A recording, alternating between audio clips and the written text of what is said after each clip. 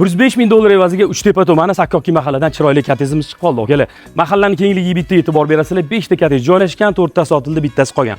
Katta ko'chadan 20 metr oraliq masofani ko'rsatyapti. Chapga qarab yuradigan bo'lsangiz, O'rizor bozori, betonga chiqib olish imkoniyatingiz bor. O'ntepa Uchtepa hokimiyatiga chiqish imkoniyatini beradi. Ma'lumotni aytadigan bo'lsam, gazga girib shu yerda bo'ladi. Bu yoqda tok tepasi bor. Sizda gaz bilan tokdan umuman muammo bo'lmaydi. Xonadonni ichkaridan obzor davom ettiramiz. Qarang, bismillah deb kirib kelarkanmiz, bitta mashina qo'yishga joy, xonadon shu ko'rinishda bo'ladi. Asosiy binoga kirib borar ekanmiz, bitta prixoshka, oshxona shu yerga joylab qo'yilgan.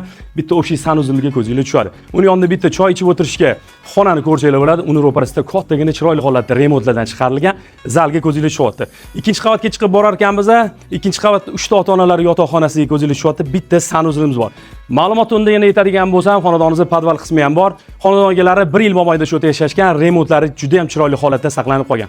1.3 sotiqga joylashgan 5 ta xona, podval, 2 ta sanuzildan iborat bo'lgan xonadonimizning narxi start 105 ming bo'ldi, akalar. Aniqlakatsa Telegram kanalida bo'ladi. Egana raqamni qoldiramiz. Kelib ko'rib, talash tortish barakasini qilsanglar bo'ladi. Shunaqa chiroyli xonadonlarni o'tkazib olmaslik uchun kanalga obuna tugmasini bosib qo'yasizlar, bitta like urib ketasizlar. Salomat bo'lasizlar.